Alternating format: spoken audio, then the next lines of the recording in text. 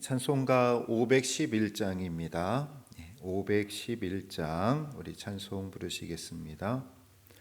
예수 말씀하시기를 누가 오늘 일할까 곡식 열고 거둘 때니 누가 추수하리요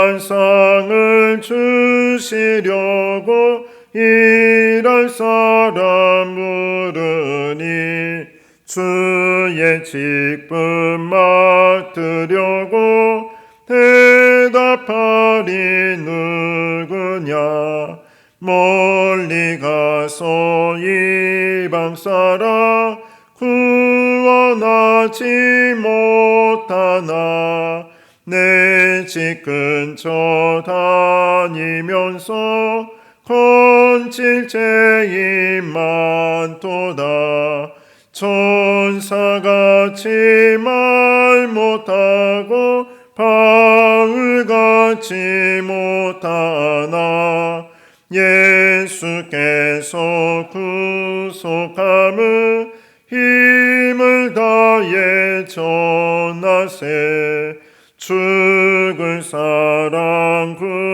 구하라고 예수 너를 부르니 힘이 없어 못한다고 핑계하지 말아라 주가 주신 직분 맡아 항상 기뻐 지키고 부르실 때 대답할 만 나를 보내 주소서.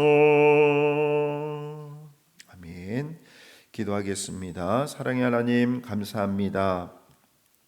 언제나 저희들을 사랑하여 주셔서 하루하루를 주님의 은혜 가운데 살아가게 하여 주시니 진심으로 감사를 드립니다. 하나님께서 우리에게 베풀어 주신 그 놀라운 구원의 은혜를 깨닫고 저희들의 입술에서는 늘 주의 복음이 전파되는 놀라운 역사가 있게 하여 주시옵소서. 내 평생의 자랑이 예수 그리스도가 되게 하여 주시옵시고 우리의 고백이 예수님께서 나를 구원하여 주셨다는 그 고백이 아버지 하나님 다른 사람들에게 전해질 때에 성령님께서 그들의 심령 가운데 임재하여 주셔서 놀라운 복음의 사건을 깨닫게 인도하여 주시옵시고 저희들도 주님을 믿고 구원받는 놀라운 역사가 있게 하여 주시옵소서. 이 시간도 때를 얻든지 못 얻든지 늘 주의 복음을 전하였던 믿음의 사람 바울의 행적을 통하여 우리들도 다시 한번 우리 삶을 돌아보게 인도하여 주시옵시고 아버지 하나님 믿음의 그 본을 따라 저희들도 주의 복음을 전하게 하여 주시옵소서. 이 모든 말씀 예수님의 이름으로 기도하옵나이다. 아멘. 성경 말씀 보시겠습니다. 우리 사도행전 우리 28장 30절에서 31절 말씀입니다. 사도행전 28장 30절에서 31절 우리 말씀 보도록 하겠습니다. 우리 말씀 다 함께 봉독하시겠습니다.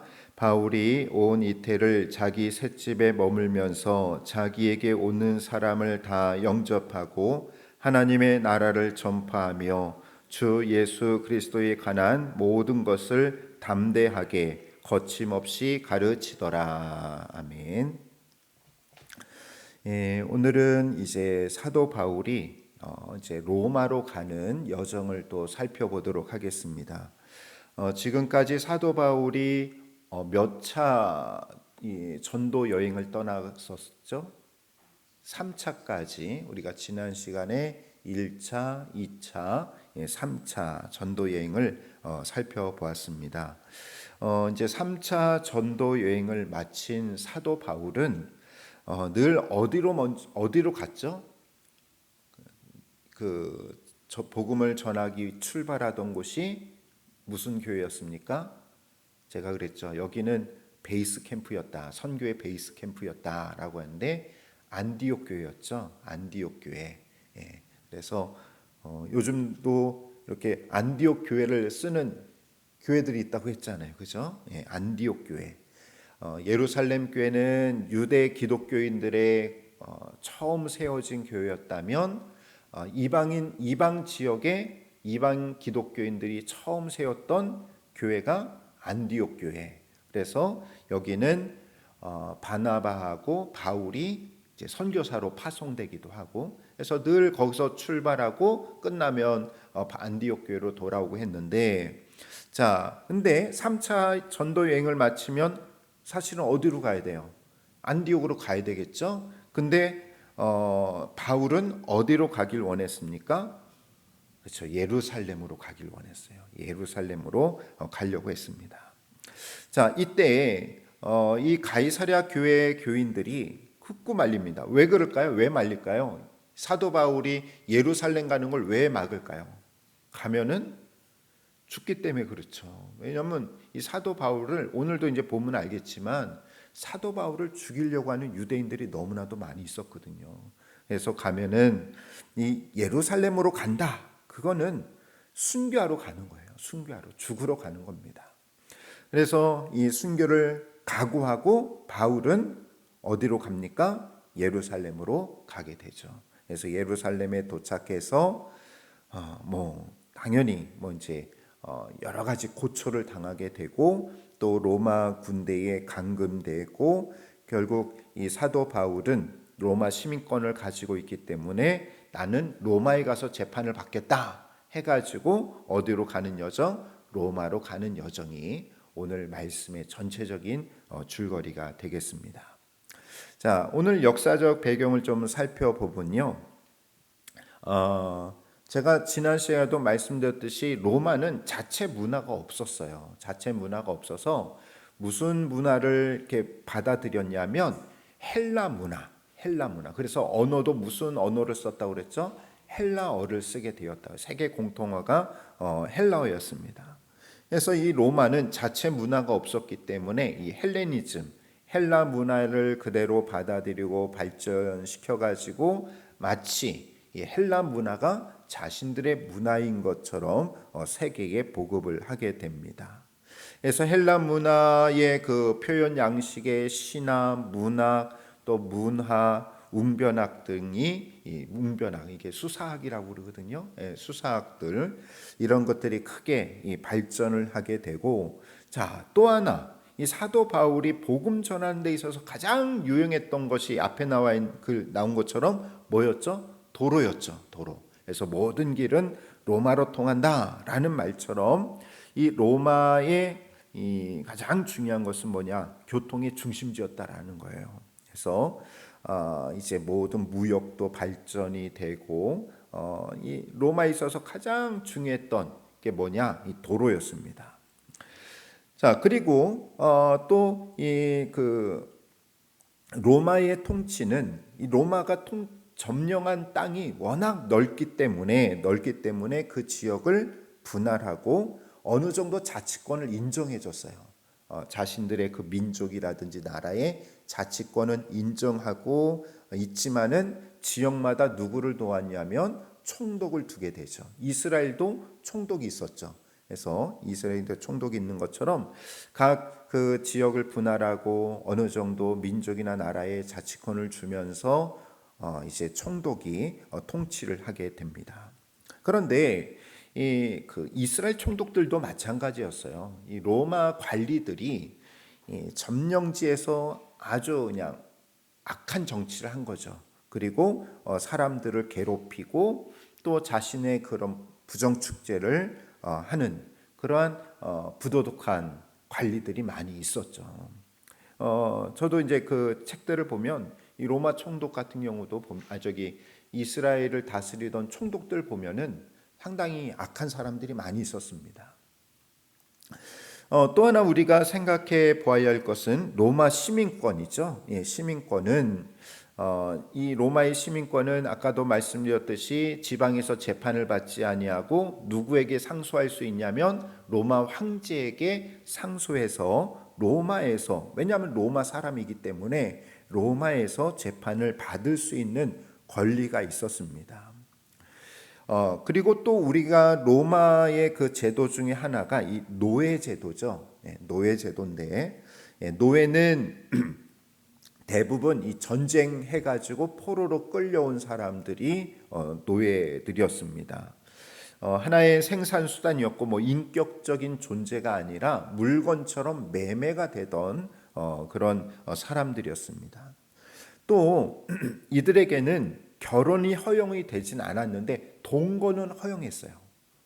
왜 그럴까요? 자녀를 낳으면 그 자녀도 뭐가 되는 거예요?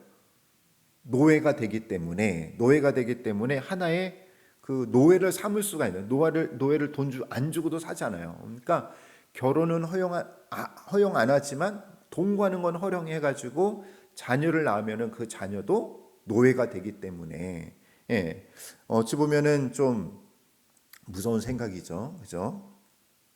근데 이 노예들도 약간의 돈을, 그러니까 말하자면 재산을 모을 수가 있었습니다. 그래서 열심히 살아서 재산을 좀 모은 노예들은 나중에 그 자유를 좀 허락할 수 있었고, 재산을 축적할 수 있고, 또 자유인이 될 수도 있고, 또 돈이 있으면은 뭐도 될 수 있어요? 뭐도 살 수 있어요? 시민권도 살 수 있습니다. 그러니까 옛날에 우리나라에도 노비들이, 그렇죠? 돈이 좀 많이 있으면은 뭐 양반도 사고 막 그랬잖아요, 그죠? 그런 식이었죠. 또 하나는 이 로마에는 남창들이 성행했어요. 여러분들 그 로마의 그 세태사라든지 로마의 역사 보면은 아주 성적으로 문란한 그런 것들을 좀 볼 수가 있는데, 저도 보니까 로마의 그런 그 어떤 성의 그런 생활들, 이 담긴 책들을 이렇게 보니까 아주 문란했습니다. 왜냐하면 그 중에 하나가 뭐냐면은, 아까 그 로마는 무슨 그 문화의 영향을 많이 받았다고 했죠? 헬라의 영향을 많이 받았는데, 이 헬라의 영향은 뭐냐면은 이 헬라의 신들의 절반이 여신들이었어요. 여신들이었기 때문에 여자의 권리가 상당히 우월했습니다. 그래도 어느 정도 여자의 권리를 누릴 수가 있었어요. 그러다 보니까 이 부유층의 기부인들은 남창을 즐기게 되고 또 후화로운 그런 생활을 즐기게 되었다라는 것이죠. 그래서 아주 이 로마에는 어떤 이런 성적인, 또 남창이 성행하면서 성적으로 좀 문란한 그러한 시대였다라는 것입니다. 그다음에 로마의 또 하나의 그런 죄악은 뭐냐면, 로마들이 신격화하는 거죠. 자신들을 신의 위치로 놓는 그런 것이 있었고, 이것 때문에 우리 기독교인들이 많이 박해를 받게 되죠. 로마의 그 황제를 신으로 인정하지 않으니까. 그래서 우리 기독교인들이 많이 박해를 받고 또 순교를 당하게 되었습니다.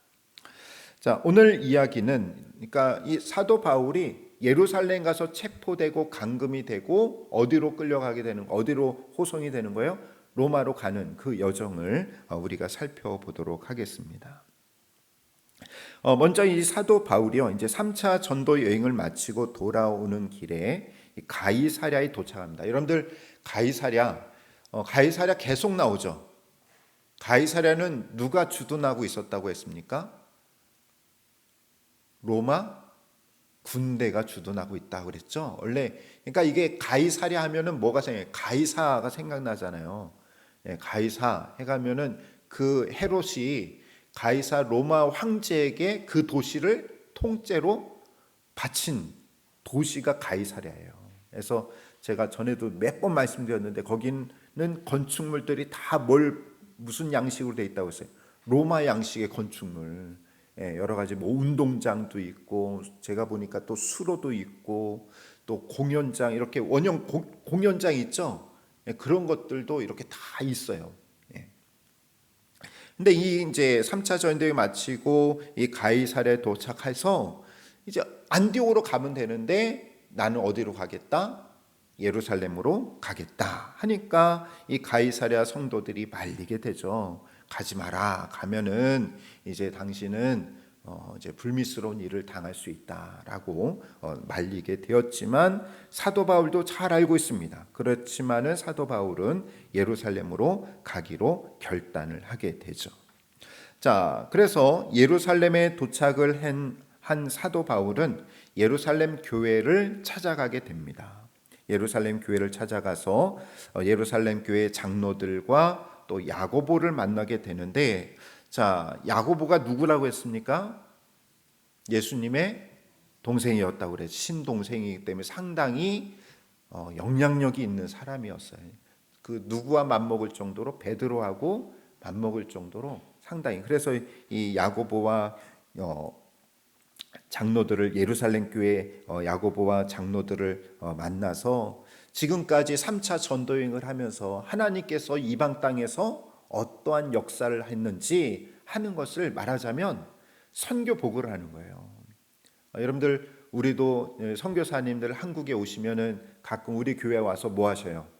선교 보고 하시잖아요. 제가 선교지에서 이런 일이 있습니다. 뭐 기도해 주십시오라고 하는 것처럼 아마 사도 바울도 예루살렘 교회에 사람들에게 뭐 하는 거예요? 선교 보고를 한 거죠. 제가 어느 도시에 가서 이런 일이 있었습니다. 예, 그런 선교 보고를 하게 되었습니다. 그런데 이 야고보와 장로들은 사도 바울을 좀 걱정하는 게 있었어요. 왜냐하면 이 정통 유대인들은 바울이 이방 나라에 가서 유대인들에게 뭐라고 얘기했냐면 율법 안 지켜도 된다. 뭐 또 유대 전통 지키지 않아도 된다. 할례를 받지 않아도 된다라는 그런 그 가르쳤다라는 소문이 어디에 들리게 되는 거예요? 예루살렘에 들리게 되었고, 이것을 들은 사람들이 유대 전통 유대인들이 어때요? 화가 나는 거죠. 같은 유대인이 막 회당 가가지고 율법 안 지켰는데 사실 그게 맞아요, 틀려요?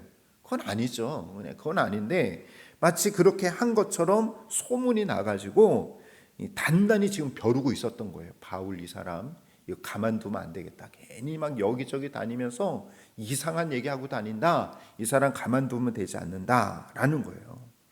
자, 그래서 예루살렘 교회에서 바울에게 제안을 하게 됩니다. 뭐라고 제안을 하냐면 이 그 네 명의 그 유대 기독교인들이 성전에서 이 나실인 결례를 거행할 때 또 그들을 이제 그 존중한다라는 표시로 그 의식에 참여하라는 거예요. 나실인 의식이 뭔지 그 성경에 나와요. 이제 구약에 보면은 대표적으로 나실인 하면 여러분들 누구 기억나요? 힘센 사람, 손이 세 개인 사람. 삼손이죠, 삼손. 나시린이잖아요. 뭐 머리도 자르지 말고, 뭐 독주도 마시지 말고, 시체도 만들지 말고 하는 그 사람은 이제 평생인데, 이게 평생 하나님 앞에 그렇게 서약한 사람도 있지만, 우리 또 보통 뭐 작정하는 사람 있잖아요. 우리도 하나님 제가 뭐 40일 금식기도 하겠습니다. 작정하는 것처럼 유대인들도 하나님 제가 일주일 동안 이 나실인 그 예법을, 의식을 제가 지키겠습니다 하면서 뭐예요? 자신의 어떤 영적인 것들을 점검해 보는 거죠. 그런 것처럼 사도 바울에게 그걸 제안한 거예요. 너도 이 나실인 예식을 같이 참여하면서 그대로 하면은 저 사람이 율법을 지키지 말라라고 말한 게 아니에요. 저 사람도 사도 바울도 율법에 따라서 그런 나실인 예식에 참여하는구나 하는 거를 보여주라는 거죠. 그래서 사도 바울도 거기에 동의를 해요. 동의를 하고 사도 바울도 예루살렘 그 성전에 가가지고 이 그 나실인 의식을 이제 일주일 동안 아니면 일주일 동안 며칠 동안 자기가 이제 이제 경건 생활을 하게 되는 거죠. 절제하고 경건의 그 생활을 하게 되는 것입니다. 자, 이게 뭐 기독교 신앙에서는 잘못된 건 아니죠. 왜냐하면 이 사도 바울은 유대인이었기 때문에 자기 유대인의 전통과 관습을 따르는 거잖아요. 따르는 거기 때문에 그걸 가지고 우리가 뭐 신앙적으로 문제 있다라고 말할 수 없는 거예요. 그런데 이것이 오히려 유대인들에게 저 사람 사도 바울 율법을 지키지 말라 하는 게 아니었구나. 저 사람도 나실인 의식을 거행하는 걸 보니까 율법을 저렇게 잘 지키고 있구나. 우리 전통을 잘 지키고 있구나 하면서 어떤 오해가 풀리면 좋은데, 그런데 이것이 유대인들의 반발에 사게 되는 거죠. 그러니까 아무리 좋은 것도 꼬투리 잡으려면 뭐 어떻게 돼요? 그냥 나쁘게 보이는 거예요. 뭐라고 얘기하냐면, 바울이 이 이방인을 데리고 어디에 들어왔다? 성전에 들어왔다. 그런데 성전 안에는 이방인의 뜰이 있고 유대인들만 들어갈 수 있는 곳이 있잖아요. 있는데 사도 바울이 에베소 출신의 이방인 드로비모라는 이방인이 들어올 수 없는 유대인들의 그 구역 안으로 데리고 들어왔다라고 모함하는 거예요. 자, 이때 이제 성난 그 유대인들이 이 사도 바울을 전후 사정 물어보지 아니하고, 아니 물어봐야 될 거 아니에요. 그럼 확인을 해봐야 될 거 아니에요. 너 정말 데리고 들어갔어? 안 돼도. 나 그러면은 뭔가 변명하거나 변호할 시간도 주고 뭐 알아봐야 되는데, 근데 그런 것도 확인해 보지 아니하고 그냥 누구를 붙잡았어요? 사도 바울을 붙잡아 가지고 성 밖으로 끌고 가서 죽이려고 했던 거죠. 자, 근데 이 그 난동이 일어나자 막 소동이 일어날 거 아니에요. 막 그 도시 안에 소동이 일어나니까 누가 출동합니까? 로마 군대가 출동하게 되는 거죠. 소요가 일어나니까, 소동이 일어나니까 로마 군대의 천부장이 개입을 하게 됩니다. 그래서 일단 그 난동의 원인이 되는 사도 바울을 체포해 가지고 로마의 그 병영 안으로, 그러니까 로마의 그런 주둔지 안으로 데려가게 되죠. 왜냐하면 지금 사도 바울 때문에 그 난동이 일어나기 때문에 끌고 가게 됩니다. 근데 이 사도 바울이 그 유대인들의 군중들에게 내가 들어가기 전에, 그러니까 로마 그 진영으로 들어가기 전에 유대인 군중들에게 말할 수 있게 해달라라고 청원을 하게 되자, 이제 사도 바울이 이 로마 그 군중 그 로마 진영 들어가기 직전에 유대인들에게 설교를 하게 되는 거죠. 설교를 하게 됩니다. 자, 그래서 자신이 유대 교인이었는데 또 예수를 박해하려고, 그리고 다메섹 도상에서 누구를 만난 이야기, 예수님을 만난 이야기, 회심한 그 사건들을 사도행전 22장에 보면 나와요. 그래서 그리고 나는 이방인들에게 예수 그리스도를 전할 그 사명을 받았다라고 그렇게 말을 하자 또다시 이제 난동이 일어나게 되는 거죠. 왜냐하면 유대인들은 예수님이 뭐예요? 이단인데 거기에 대해서 또 설교를 하고 그 사람들을 설득하려고 하니까 난동이 일어나게 됩니다. 결국 천부장이 바울을 영내 안으로 데리고 들어가서 끌고 가가지고 채찍질하고 이제 이 난동의 이유를 조사하려고 하는데, 사도 바울이 나는 뭘 가지고 있다? 그렇죠? 나는 로마 시민권을 가지고 있다라는 거예요. 자, 그래서 이 사도 바울은 이제 함부로, 왜냐하면 재판받지 아니하고 로마 시민을 신문할 수 없거든요. 때릴 수 없거든요. 때릴 수 없고 고문할 수 없기 때문에 채찍질을 받지 않고 쇠사슬에도 풀려나게 되었습니다. 자, 이 시민권은 뭐 군사적 공적에 의해서 또 돈으로도 살 수 있었습니다. 특권으로는 이 세습이 가능한 거예요.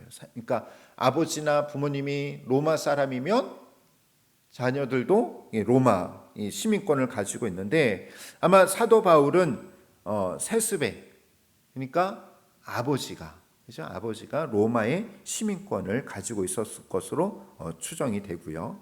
그래서 시민권을 가지고 있는 사람은 재판 없이 투옥이 된다든지 또 곤장을 맞는 그런 것들이 이제 있을 수가 없고, 또 지방 법정에서가 아니라 누구에게 상소할 수 있냐면 로마 황제에게 상소할 수 있는 특권이 있었던 것이죠.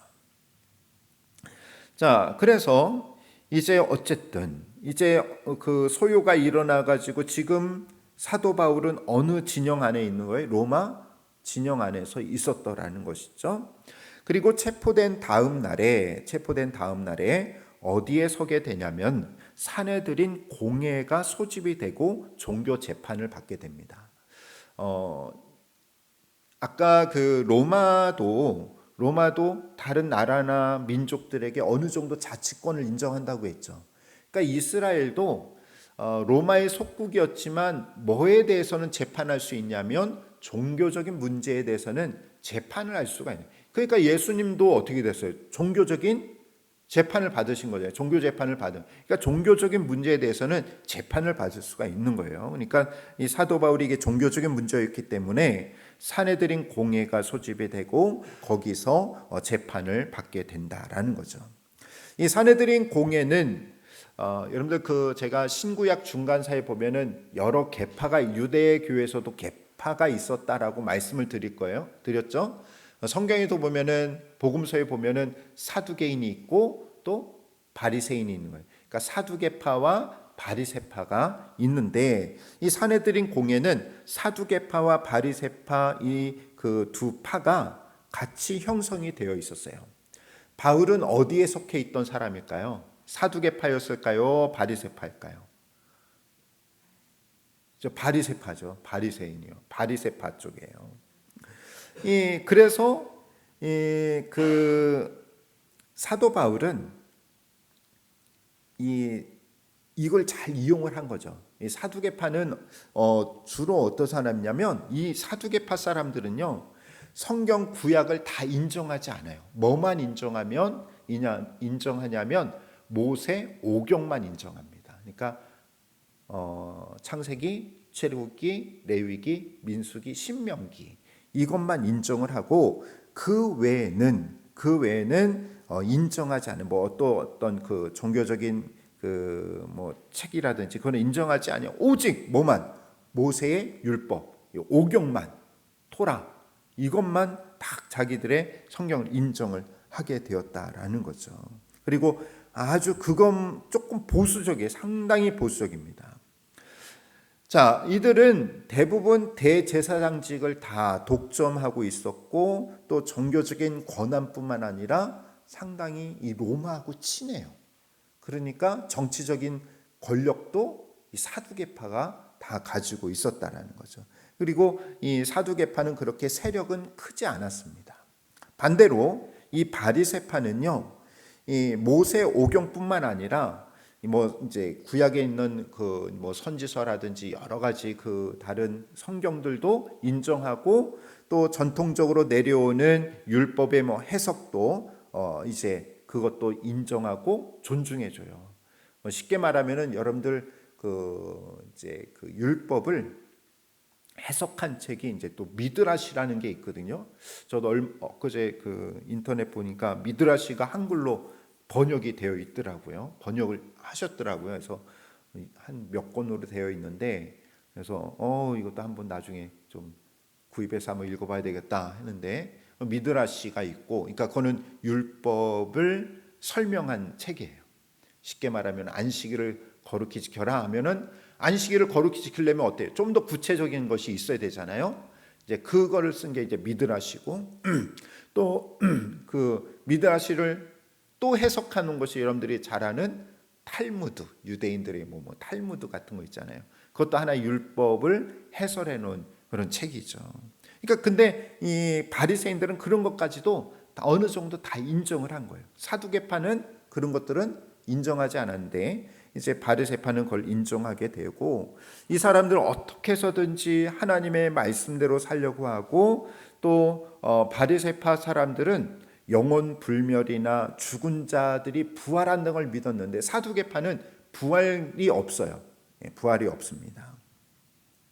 이 바리새파 사람들은 율법을 엄격하게 지키려고 했기 때문에 많은 유대인들에게 지지를 받는 그런, 말하자면 좀 대중적인 종교였어요. 대중적인 교파였죠.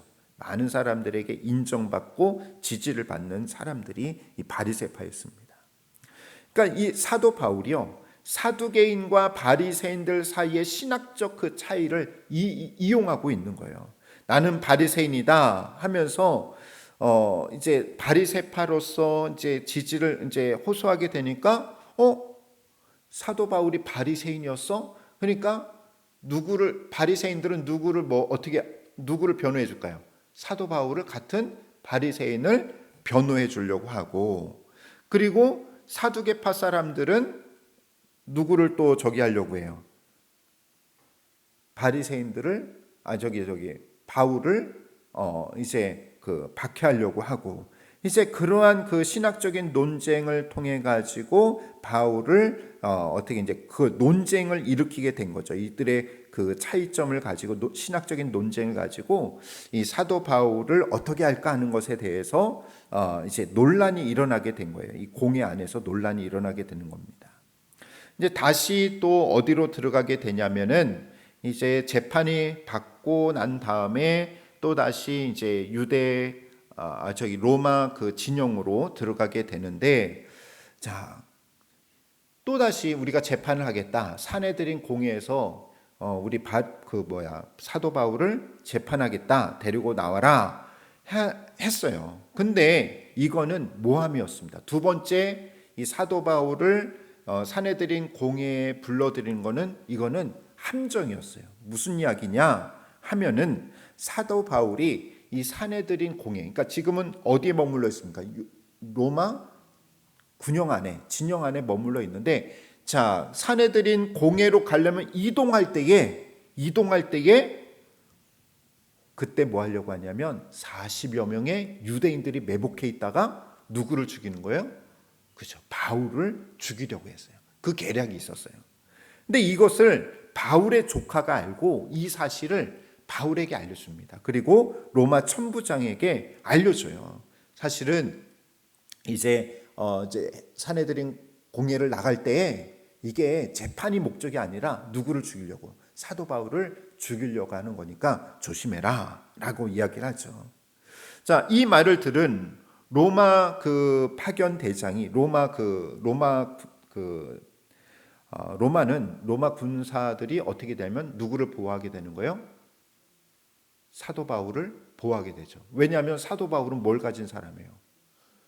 로마 시민권을. 만약에 근데 이것이 살해가 됐다 하면은 문제가 돼요. 로마 사람이 죽은 거니까 이게 문제가 되는 거예요. 그래서 이거는 우리 힘으로는 감당이 안 되겠다 해가지고 호위병 몇 명이요? 여기 보니까 보병 200명, 기병 70명, 창병 200명, 이 군사들을 이제 사도 바울을 보호해가지고 어디로 가게 되냐면 가이사랴로 가게 돼요.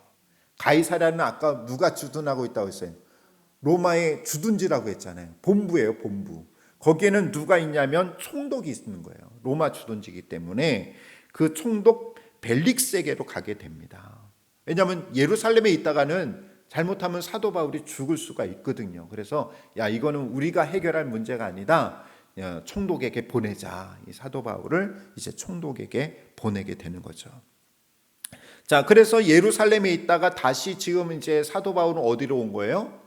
가이사랴로 이제 오게 된 거죠. 가이사랴로 이제 오게 되고, 거기서 벨릭스 총독 앞에서 몇 차례 이제 신문을 받게 됩니다. 또 여러 가지 이야기를 나누게 되면서 사실 이 벨릭스는 바울을 석방해 주면 좋은데, 또 그러면 이 바울을 석방하면 누가 난리칠까요? 유대인들이 난리치겠죠. 유대인들은 어떻게 해서든지 죽이려고 난리치려고 하기 때문에 어쨌든 그렇다고 또 이 바울을 또 정지할 수는 없고, 그런 상황이에요. 그게 이 판결을 몇 년 동안 미루냐면 2년 동안 미루게 되는 거예요. 그러면 지금 사도 바울은 어디 안에 있는 거예요? 로마 주둔지, 가이사랴 그 주둔지 안에서 2년 동안 그 안에서 보내게 되었다라는 거죠. 비록 제수의 몸이었지만 그래도 병영 안에서는 비교적 자유롭게 지내고 또 사람들도 만날 수 있도록 이 벨릭스가 그렇게 허용을 해줍니다. 자, 여러분들 이게 다 성경에 나오는 이야기예요. 여러분들 성경에 있는 이야기입니다. 자, 근데 총독이 바뀌어요. 벨릭스 대신에 베스도라는 총독이 오게 됩니다. 자, 총독이 바뀌었으니까 이번에 유대인들은 또다시 총독에게 누구를 달라?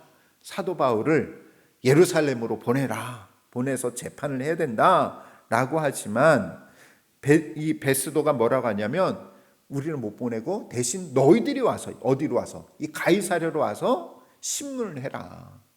왜냐하면 예루살렘으로 가면 사도 바울이 가는 도중에 어떻게 될지 모르니까 예루살렘 가서 어떻게 될지 모르니까 그러지 말고 그러면 너희들이 와서 신문을 해라라고 이야기를 하죠.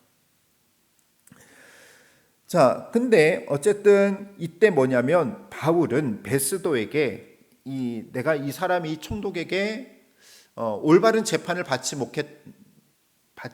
못할 것 같다라고 판단을 해서 그는 뭐라고 하냐면 나는 로마의 시민권이 있기 때문에 누구에게 가서 재판을 받겠다? 그죠? 나는 로마에 가서 내가 재판을 받겠다. 이거 보니까 나는 여기서 재판을 받으면 억울한 일을 당할 것 같으니까 나는 황제의 법정에 가서 내가 재판을 받겠다 해가지고 이제 어디로 가게 되는 거예요? 로마로 가게 되는 거죠. 이제 로마로 가게 되는데, 자, 여러분들 여기 지도를 보시면 아까 지금 어디에 머물러 있었다고 했죠? 사도 바울이 이 가이사랴에 머물고 있었다고 했죠? 예, 가이사랴에 머물고 있었습니다. 근데 이 가이사랴에서 로마로 가는 직행하는 배가 없어요. 그러니까 우리 비행기도 직항이 있는 것도 있고 없는 데는 어때요? 어딘가를 경유해서 가야 되잖아요. 그러니까 가이사랴에서 로마로 바로 가는 선박이 없었기 때문에 바울이 이제 어디를 타고 이제 어디로 가냐면 시돈 쪽으로 올라가게 되고, 자, 이때는 겨울이었습니다. 겨울이었기 때문에 사실 뭐 어쨌든 여기서 가려면 쭉 이렇게 가면 편하겠죠. 이쪽이 로마거든요. 요 위에가 로마니까 그게 편할 것 같은데 겨울이라 언제 풍랑을 만날지 몰라요. 바람이 워낙 세니까 어디를 따라서 가게 되냐면 이 해안가를 따라서 이제 가게 되는 거죠. 해안가를 따라서 이제 하고 이게 구브로 섬입니다.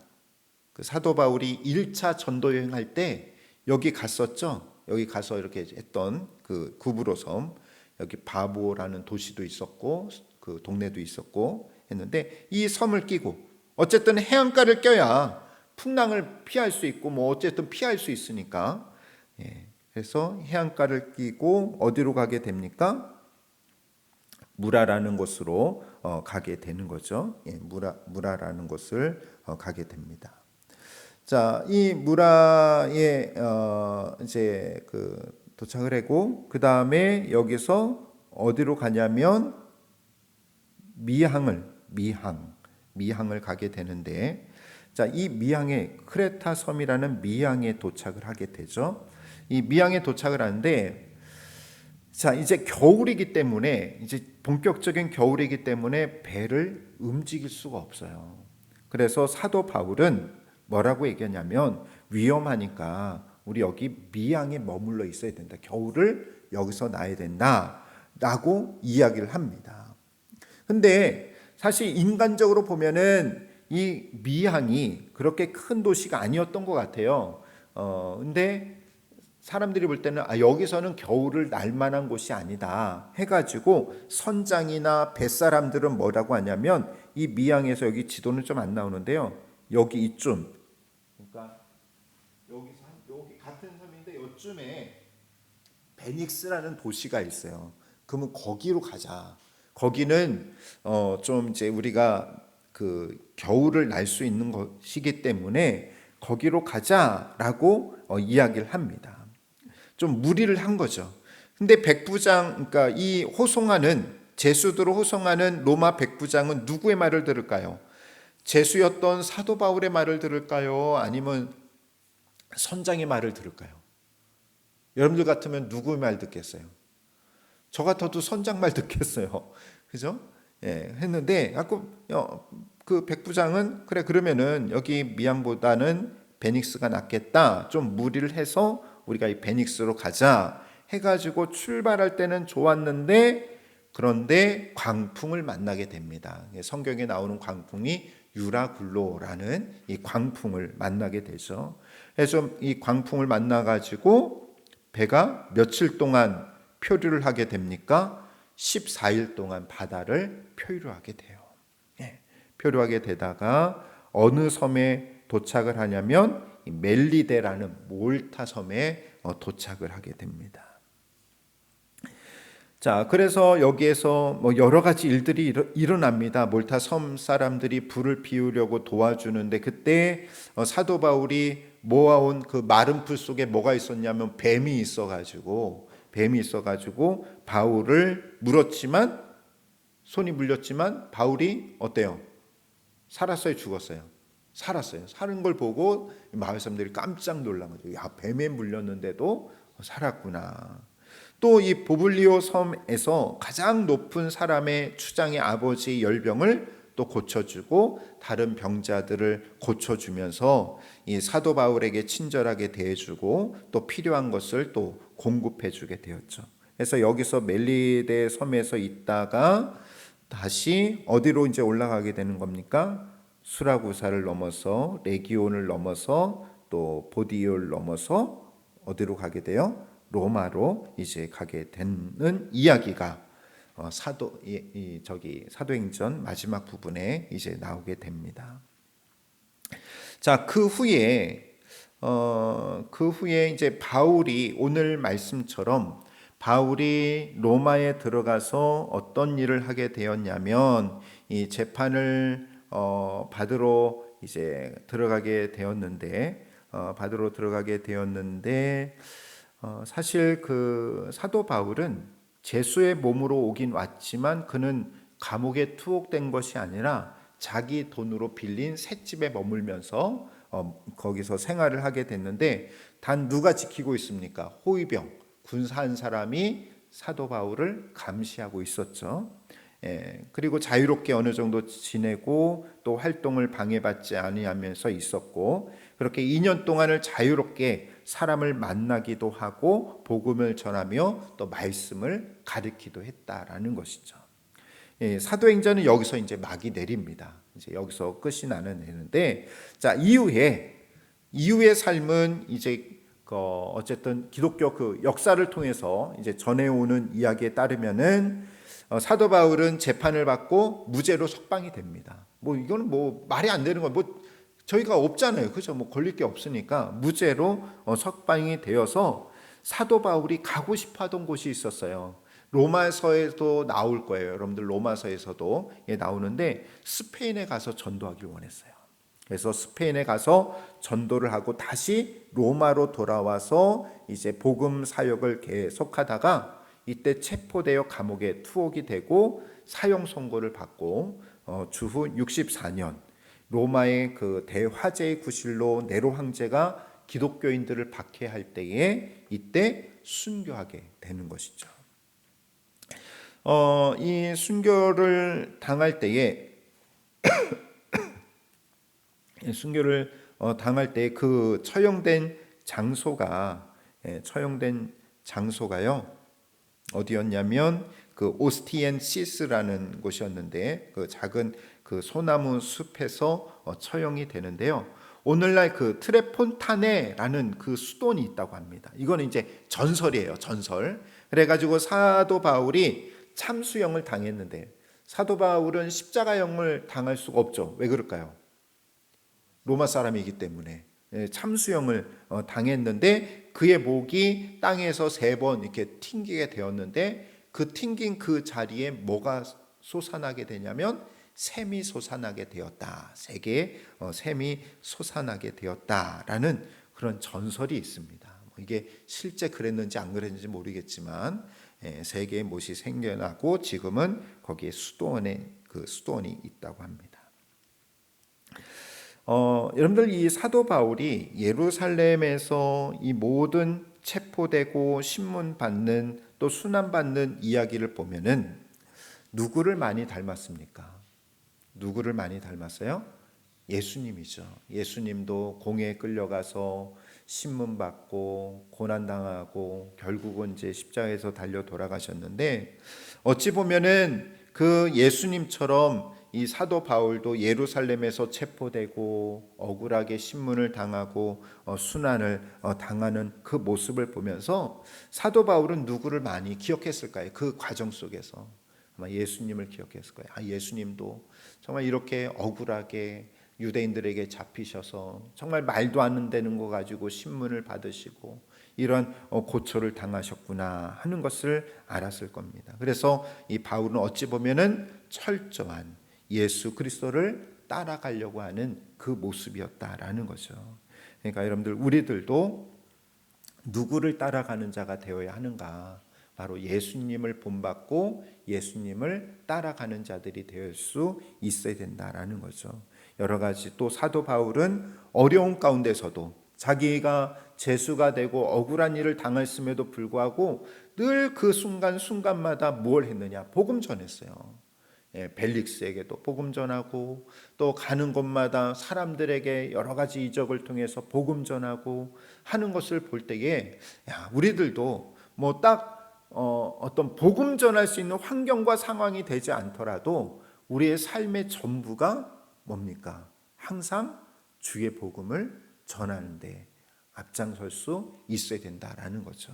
그래서 오늘 이 사도 바울의 그 예루살렘의 고난, 또 그 로마까지 가는 그 여정 속에서 그는 끊임없이 나는 예수님을 닮으려고 했던 그의 모습, 또 하나는 어느 상황 속에서든지 주의 복음을 전하려고 했던 그의 모습을 우리가 기억하면서 나도 정말 하나님의 구원과 하나님의 선교를 위해서 정말 끊임없이 우리들도 복음을 전하는 그러한 삶을 살아가야 함을 믿음으로 결단할 수 있는 저와 여러분들이 되시기를 주님의 이름으로 축원합니다. 같이 기도하시겠습니다.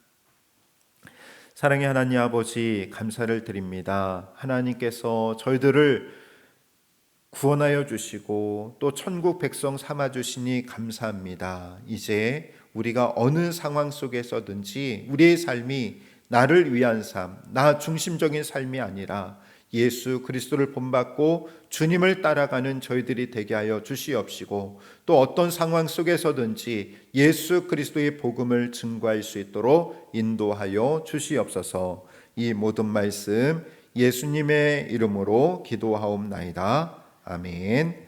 하늘에 계신 우리 아버지, 아버지 이름을 거룩하게 하시며 아버지의 나라가 오게 하시며 아버지의 뜻이 하늘에서와 같이 땅에서도 이루어지게 하소서. 오늘 우리에게 일용할 양식을 주시고 우리가 우리에게 잘못한 사람을 용서하여 준 것 같이 우리 죄를 용서하여 주시고 우리를 시험에 빠지지 않게 하시고 악에서 구하소서. 나라와 권능과 영광이 영원히 아버지의 것입니다. 아멘.